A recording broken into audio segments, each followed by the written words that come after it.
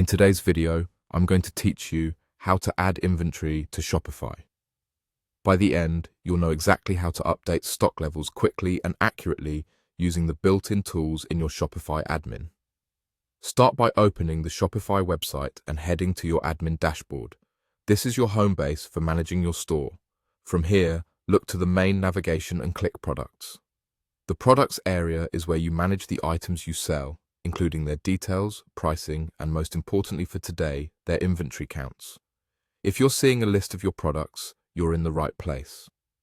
On the product list, choose the items you want to update by checking the boxes next to their names. Selecting only the products you plan to restock keeps things tidy and prevents accidental changes. With those items selected, click Bulk Edit. You'll be taken to a spreadsheet-style editor that makes it easy to update several products at once.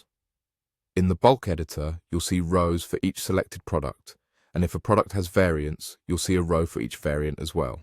Look for a column labeled Quantity or Available, depending on your theme and settings.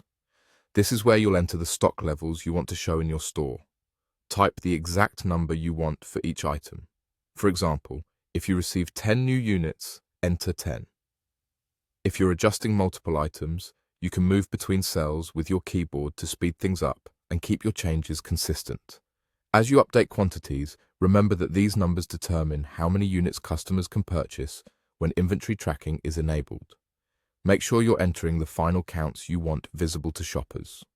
If you're managing variants, double-check each size or color line to ensure every option reflects the correct quantity.